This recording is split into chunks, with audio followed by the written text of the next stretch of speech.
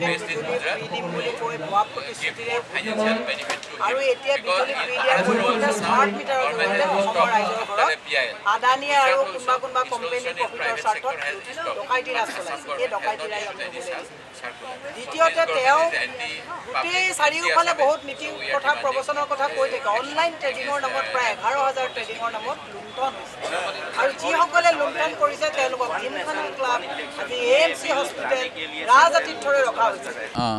আত্মসন্মান থকা, মই ৰাজনীতিৰ কথাত নাযাওঁ, অসমীয়া হিচাপে অসমীয়া ছোৱালীবিলাকক এনেকৈ অশালীন ব্যৱহাৰ পুলিচৰ দ্বাৰা কৰোৱাৰ বাবে মই লজ্জিত আৰু মই এতিয়া তদন্ত দিছে। তদন্তৰ আগত মই ভাবোঁ মুখ্যমন্ত্ৰী আৰু DGP মহোদয়ে যদি আজিকালিতো কি কয় ডিজিটেল কেছন নে কিবা কয়, তামোল পাণৰ শৰাই এখন দেখাই পেলাই যদি ছ'চিয়েল মিডিয়া যোগে ক্ষমা খুজি দিয়ে তেতিয়াহ'লে মই ভাল পাম।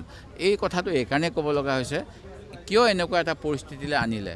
এনেকুৱা হ'ব পাৰে নেকি যে কিছুদিন পূৰ্বে অসমৰ 3rd গ্ৰেড চাকৰি 4th গ্ৰেড চাকৰিটো পাৰ্মানেণ্ট ৰেচিডেণ্ট চাৰ্টিফিকেট নালাগে বুলি এই BJP চৰকাৰে এখন জাননী জাৰি কৰিছিল।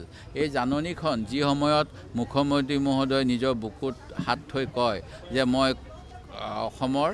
অসম চুক্তিৰ 5 নং দফা, অসম চুক্তিৰ 6 নং দফা, এইবিলাকত যি অসমীয়াৰ স্বাৰ্থ, খিলঞ্জীয়াৰ স্বাৰ্থ ৰক্ষাৰ কথা আছে তাৰ কাৰণে কাম কৰিছোঁ। তেনে সময়ত তেওঁৰ নাকৰ তলেদি কেনেকৈ বহিৰাগতক নিযুক্তি দিয়াৰ সুবিধা কৰা এটা অৰ্ডাৰ ওলাইছিল। আৰু এই ক্ষেত্ৰত চাগে তেওঁলোকে যেতিয়া আমি বিৰোধীয়ে ৰাইজে এই কথাবিলাকৰ বাবে প্ৰতিবাদ কৰিলোঁ, এই শাসকীয় দলটো কিজানি মনত অকণমান, মই ভাবোঁ তেওঁলোকৰ যিহেতু অসম বিৰোধী কামেই তেওঁলোকে কৰিব বিচাৰে বুলি মই সদায় কৈ থাকোঁ, তেওঁলোকৰ কিজানি অলপ ক্ষোভিত হ'ল। সেইকাৰণে অসমীয়া ল'ৰা ছোৱালীয়ে যিহেতু চাকৰি পাবই, PRC যেতিয়া লগাৰ ব্যৱস্থা হ'ল, অপমানিত কৰিয়ে চাকৰিটো দিওঁ বুলি এই ব্যৱস্থা কৰিলে নেকি মই ভাবোঁ।